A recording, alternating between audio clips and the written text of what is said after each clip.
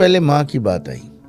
माँ सबसे प्रिय होती है, सबसे सुकून वाली होती है। माँ की ही गोद में इंसान सब कुछ सीखता है, माँ की ही पेट से पैदा होता है। ठीक बात है। तो सबसे पहला चमत्कार तो माँ है। तो क्या करना है, अगर पैसा चाहिए भरपूर, आनंद लेना है जीवन का भरपूर, मिट्टी का कसोला लीजिए। सोमवार के सोमवार आपने दूध से माँ के पैर धोने। मैं कहता हूं ऐसा कोई इंसान नहीं होगा जिसका काम ना बने माँ के पैर दूध से धोने के बाद। ये मेरी गारंटी है, क्योंकि जब आप माँ के पैर धो रहे होंगे दूध से, हाँ, और उसके बाद जो माँ के आशीर्वाद आपको मिलेंगे ना, ओए होए, मेरे पास शब्द नहीं है। मेरी माता रानी, मेरी बिटिया रानी आपके लिए, आप याद करेंगी, आपको मैसेज आएंगे कि वाह मजा आ गया जिंदगी जीने का। और ये एक दो दिन नहीं करना, वैसे ही कभी दूध ले लिया, माँ के पैर पहुंच दिए।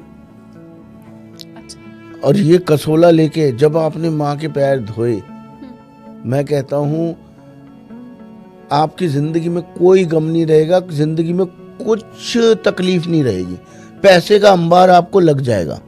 अच्छा। बिल्कुल। हाँ। अब ये तो मैंने माँ की बात करी। और सर जी उस दूध का क्या करेंगे फिर बाद में? दूध को पेड़ पे डाल दीजिए या कुत्तों को पिला दीजिए, जैसी आपकी इच्छा हो। अब आपने मुझसे क्वेश्चन किया था कि दिवाली है, दिवाली में हम माँ लक्ष्मी को पूछते हैं। क्यों पूछते हैं? पैसा है। हाँ। हमारी माँ लक्ष्मी कौन है? हमारी बीवी। बहुत शानदार। हाँ, ठीक बात। हम अपनी माँ को तो देखिए, अब माँ लक्ष्मी की बात हुई तो हमारी माँ, दूसरी माँ हमारी बीवी है। अब मेरी बात में ना कंट्रोवर्सी कर देंगे लोग, कहेंगे ये क्या बात होगी, ये क्या बात होगी। अरे भाई, जो भी बात होगी ना, हम तो माँ लक्ष्मी अपनी बीवी को मानते हैं, तो मेरी माँ दूसरी ये है, बीवी दूसरी माँ है।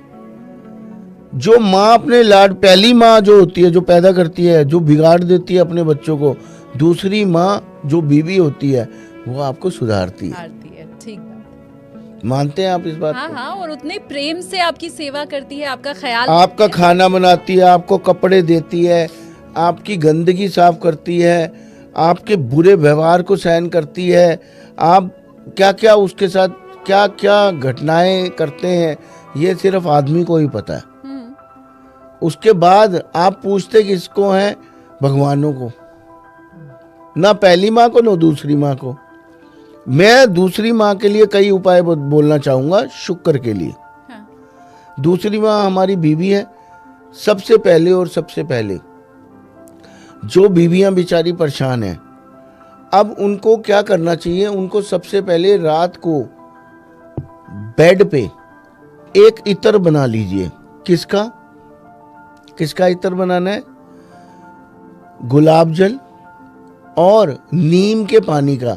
नीम की पत्तियों को उबाल लीजिए मेरी बिटिया रानी, मेरी माता रानी। उसके बाद उनको मिक्स कर लीजिए। एक स्प्रे बोतल ले आइए छोटी सी, बड़ा सस्ता सा उपाय है, थोड़ा सा करना पड़ेगा प्लीज। ये ले जाके आपने जाके स्प्रे करना है अपने बेड पे रात को सोते से पहले। 43 दिन मात्र आपने ये उपाय किया। अब इसके पीछे लॉजिक क्या है? चंद्रमा का तो लॉजिक मैंने बता दिया ना, माँ का पैर दूध से धोना है। चंद्रमा खुश तो लिक्विड पैसा खुश। ठीक है, आपका मन खुश, तन खुश, सब खुश। अब इसको कैसे हम देखेंगे? शुक्र जो 12वां घर होता है ना, काल पुरुष की कुंडली के हिसाब से 12वां घर जो होता है हमारा, वो शुक्र का उच्च का घर होता है। ठीक है जी। जिसके घर में 12वें घर में शुक्र होता है ना, उसको गर्लफ्रेंड की कमी नहीं होती। बीवी उसको ऐसी मिलती है दूध देने वाली गाय। आप पढ़ लीजिए शास्त्रों में, पढ़ लीजिए लाल किताब में, पढ़ लीजिए वैदिक में, जिसका शुक्र 12वें में। अब हमने क्या किया? खुशबू से 12वें घर, बेड हमारा 12वां घर है, रात को आपने स्प्रे किया, 12वें घर में आपका शुक्र पहुंच गया मेरी बिटिया रानी, मेरी माता रानी। अब वहां पे आपका पति और पत्नी जो छिड़केगा वो आपके अधीन हो जाएगा। धीरे धीरे, चमत्कार नहीं होगा एक दो दिन में, धीरे धीरे वो आपके इन्फ्लुएंस में आएगा।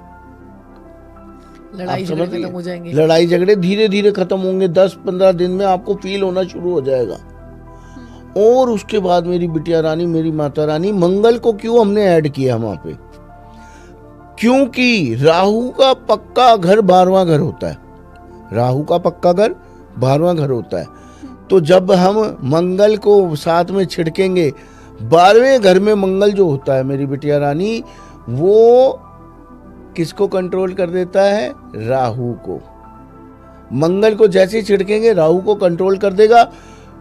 तो आपके घर में शांति, सुख, शांति, समृद्धि, पैसा, मैं कहता हूं इतना प्यार बढ़ जाएगा, कोई अंत नहीं है। क्या बात है। देखिए, हर उपाय के पीछे लॉजिक होना चाहिए, और जिनको नॉलेज होगी ना, वो हमारे दीवाने हैं।